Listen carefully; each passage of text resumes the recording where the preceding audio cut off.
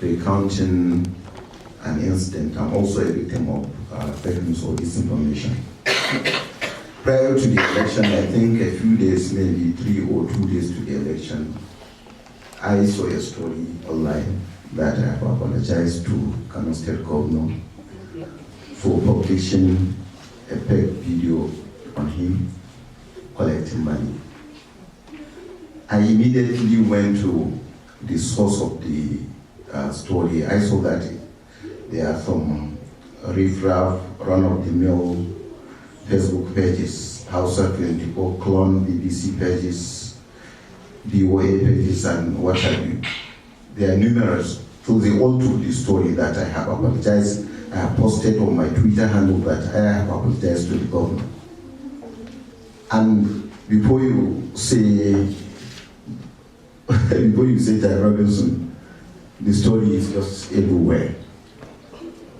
Then I went to a particular page and replied that I did not, where did I kindly give a link to where I apologized. Instead of them to reply me or to apologize for telling falsehood against me, what they did was to block me from even accessing the page. So it is like a cartel. Facebook is a cartel. Fake news is like a cartel. The politicians are encouraging it. I know of a guy whose job was only to be posting whatever the presidency does or Buhari does, and any fake news that will show the president in good light or up his estimation in the eyes of the public, that he will just be publishing that on his Facebook and Twitter, Instagram pages. After this election, what the government did was to reward him and appoint him special assistant. I don't know whether he had the requisite qualifications to merit that position, but that position is given to professors. And what a professor of journalism who knows the in and out of news, who teaches 5 W's and H in the university for decades, that boy will earn what that professor will not earn. So the government is also encouraging the menace. We should be discouraging this menace by rejecting, even if you're supporting me or publishing something that is against my opponent. Let us gather together and say, no, this is not right. What you did is not right. And recently, I could remember a friend, Isa Sanusi, who's at Amnesty International, was narrating an incident to me. He said that he was in his village for Salah break recently. When he went to the village to meet his old friends, he had them discussing about Yusuf Buhari, the president's son, as one of the richest president's sons in Africa or in the world, I think. When he tried to correct them, they said, we saw this story on Facebook, it is the truth. So when he left there, what he had, afterward, they were discussing that this guy came from city and trying to tell us this is something that we saw on Facebook and he's trying to dispute it. So it is like a Bible or like a revelation to them. Whatever they see on Facebook is the truth and nothing but the truth. And also the tech giants, I mean the Facebook, Twitter, Google, they are not helping matters. I think last year following the Cambridge Analytica scandal, after that they gathered after that public hearing where they invited Mark Zuckerberg. I think the trial of them evolved about 125 strategies to tackle this information on fake news on social media. One of them is shifting the algorithm. You know that the purveyors of fake news will be demoted on the Google search, for instance. That is as per what they did. But if you see who is going to determine what is fake and what is not, the bots, they're not humans. They created a monster that they could not regulate. You cannot control over 40 million people in Nigeria and ask robots to control that. Robots do not know. In traditional media setting, in traditional newsroom, we were taught the greatest art of identifying whether news is real or untrue. You see, in the newsroom, we were taught to identify when, where, who, how, and what have you, and why the story happened. So if we check at these 5 W's, if a story has this complete set of techniques in it, you find out that story is the truth. And there are many ways we have responsibilities. If in a country, in Nigeria, we have about, I think, less than 300 radio stations, and they are being regulated. But we have 40 million people on Facebook who are not regulated, dishing out whatever they like,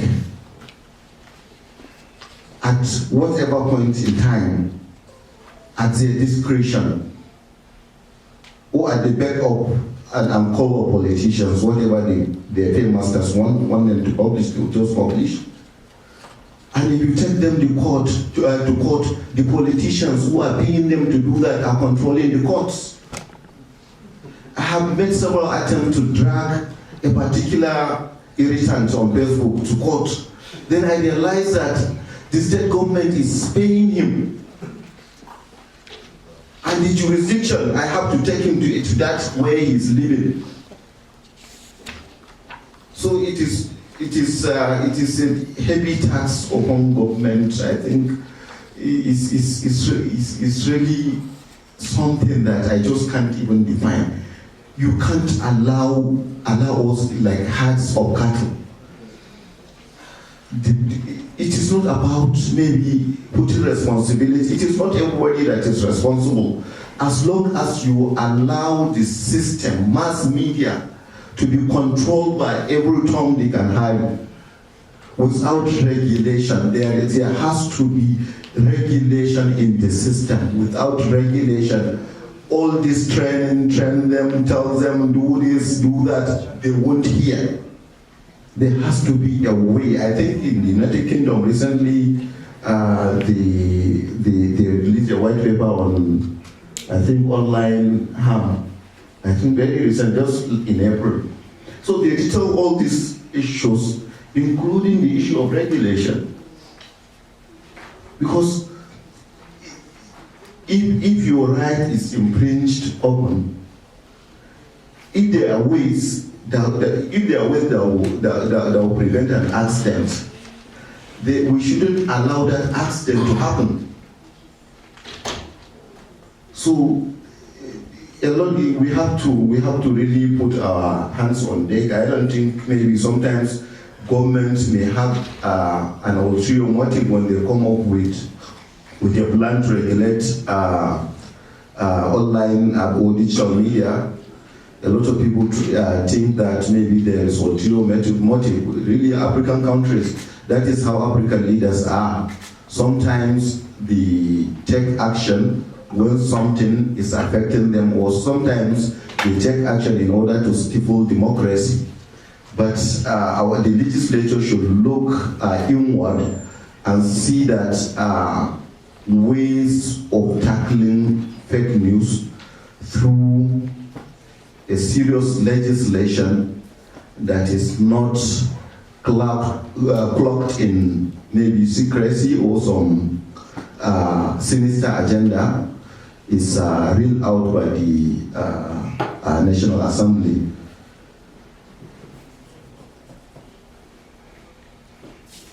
I think I have exhausted some of the points. You will not speak to your video. We came to listen to the story of Gandola. We will not accept this. Sir, Babajibu, I think The matter is in court. oh, is it not? It's so busy. It's subjudice. Just the story. This subjudice thing doesn't. I have labeled at the story on the periphery. Okay. Yes. Thank you very much, Jafar Jafar. I think he mentioned very important points in terms of Google search. There are already technologies available that actually alleviate all those. I'm sorry to interrupt. Really, there is a very key point that I wanted to raise. You see, when particularly Google shifted that algorithm, if you check the first page of Google search, you will see a newspaper or an online publication that is feasting on the commentary of the credible media houses, maybe The Guardian, The Punch, Daily Trust, what have you. When they shifted the algorithm, there are certain things, it is robots, not humans, that do it. So the robots check that, okay, this site has good quality pictures, has number of stories, has site linkings, has what have you, all those back-end attributes or back-end issues, they have already taken care of that. Then they will rank that website higher. Instead of them, you see Linda Ikeji ranking higher than The Guardian. You can see this. You can see Daily Post. Daily Post at one time is #1 in Nigeria. When they shifted that algorithm, Wow. yes. When what they normally do is to go quite very early in the morning, search all the stories in the major newspapers, then rewrite them, publish it on their website. You spend money to investigate a story, do due diligence, everything that's involved, and in no time, just the website will just take that story and on it up. When you Google search that story or keywords related to that story, it is not your story that will come up. It is the story that will come up. So this is the trouble we are in. Exactly. That was what I was pointing to. So you see the first 2-3 pages on a Google search, we now have these platforms who are not credible, fronting stories compared to the credible platforms. So there are lots of challenges being encountered. There are lots of knowledge that we still have to generate, and the fact remains that this issue keeps evolving. And the way it's even evolving, the capacity to do that locally, I think it's still missing, although we are trying a lot at the Center for Democracy and Development, and you see my able colleagues who are leading the work at very young chaps, which is in itself is actually a plus. But how much can we do? But there is actually a lot more to really do in terms of keeping abreast, not just of the technology that is being used, how it's actually being done, and what are the to foster further challenges. There are lots. I know we've not spoken about conflict, so many issues. We've tried to pin this on democracy or elections in particular, but we'll be doing lots of work in the next couple of months. What will be coming out from Kogi, Bayelsa. Already we did a blog last week. Aliyu did a blog on Mail and Guardian last week. I think we have published locally as well, and in Hausa language we have to publish locally so that we can start putting it out there to get the tech fair to start reacting, to be on their toes. So on a regular basis, they are engaging with us at the CDD in terms of what will be the next, what will they do. And we'll be doing another work on political persuasion and this medium before the end of the year as well. So thank you very much. We open it up for questions and answers, very short. We are running late so that we can launch our report and we can go on. So, Austin, who is it?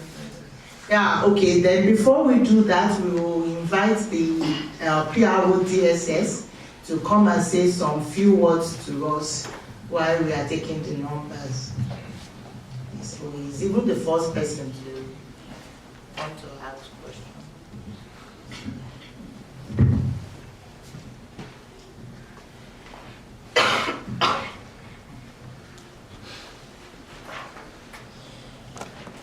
the DG of NOAA. Good afternoon, sir. Panelists and the gentlemen and ladies here present. Fake news is really a problem in Nigeria, and for us as frontline security managers and intelligence organizations, it really poses a very big danger for our nation. And we have been victim on 2 occasions, and I'll share it with you. One, at a point, they said the leader of IMF, Alhassan died in our facility. And it was really a big issue that particular day. And what did we need to do? We used visuals and sound and presented Alhassan.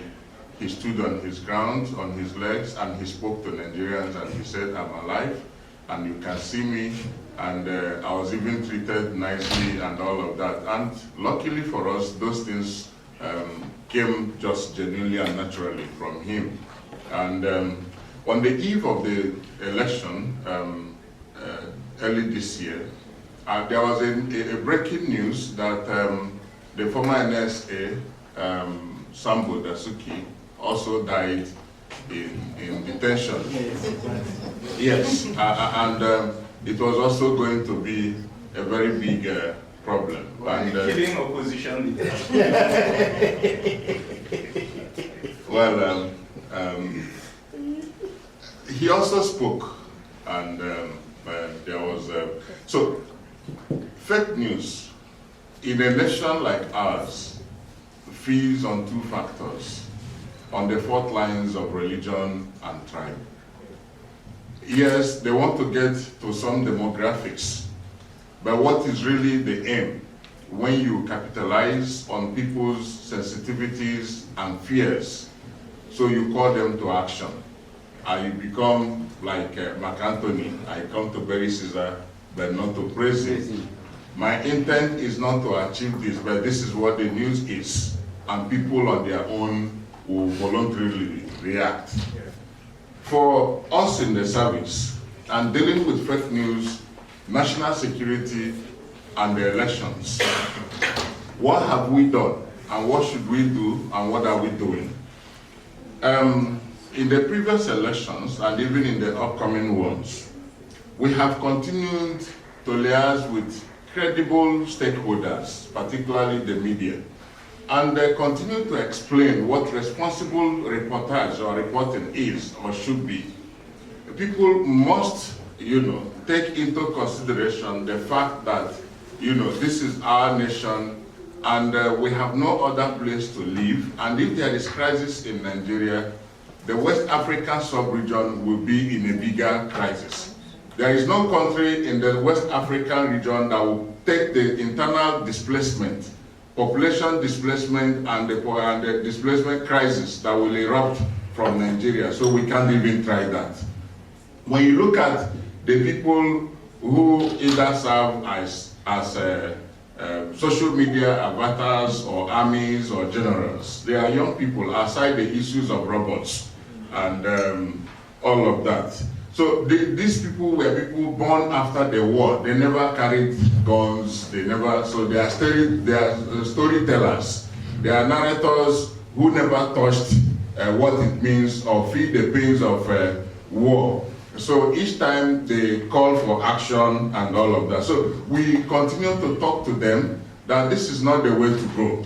And do not allow yourself to be used as a weapon of violence or crisis. The politician, you want to serve his purpose. Where are his children? Where are his family members? For each politician that has asked you to take to arms or to violence, please identify his family member amongst your group.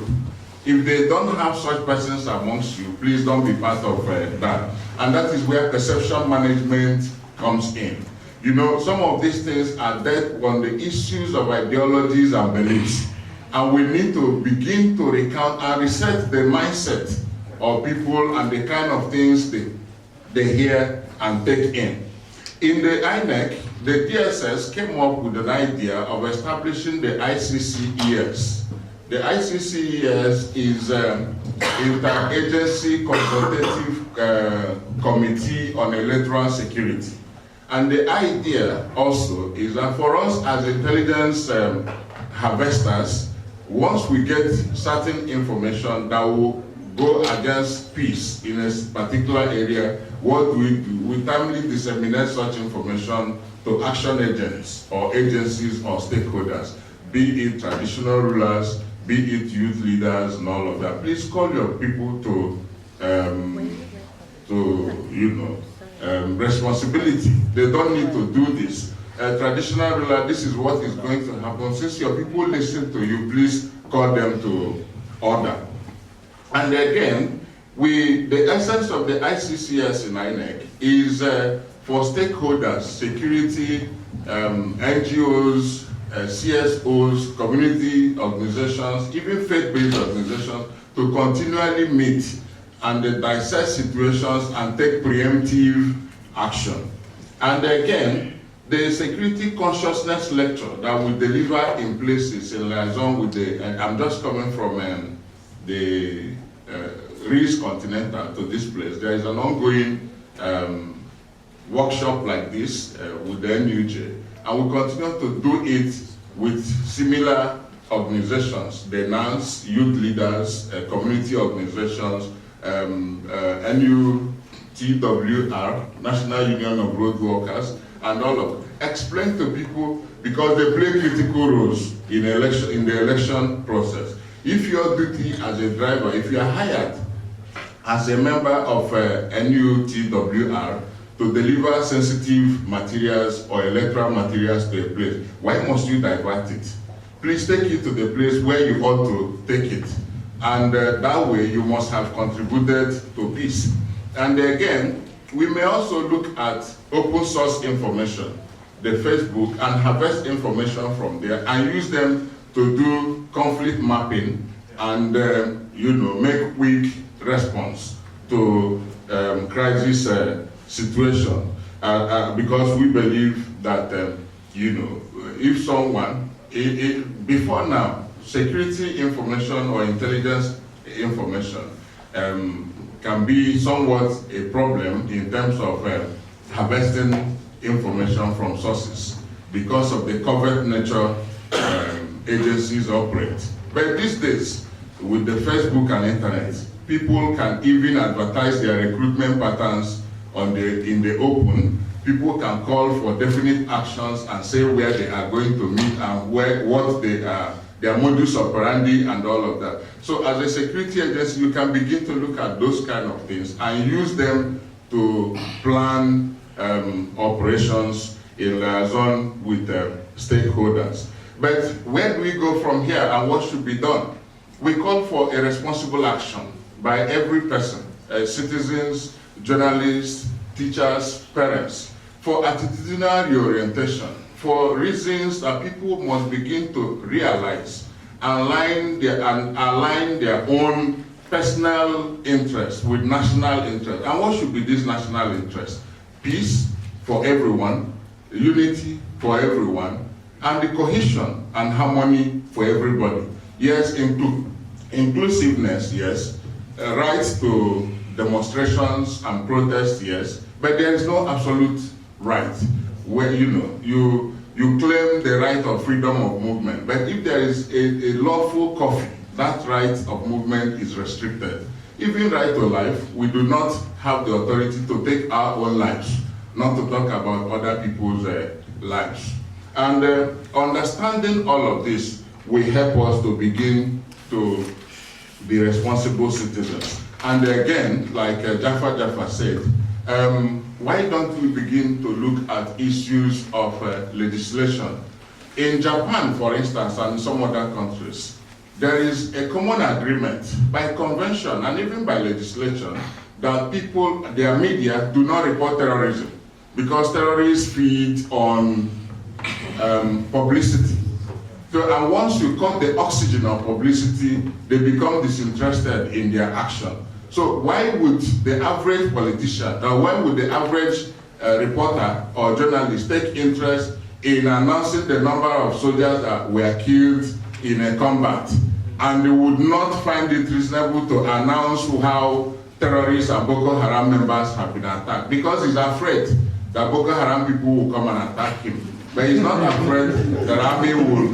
Yes, and these are the challenges. So for us in the elections, every person, security is not one person's or one organization's business. Now, the people who are involved in the spread of fake news operate as community journalists, as quasi-intelligence agencies, and intelligence agents. So we own it as a responsibility to all of us as citizens of Nigeria to begin to be involved in what affects us. My people will say, if you throw a stone in the market, you wouldn't say you will not dodge because you don't know on whose head it will land. So no one hand claps. It takes two hands to clap, and we believe every person, we are calling all of us to a national responsibility for the good of Nigeria. Thank you very much.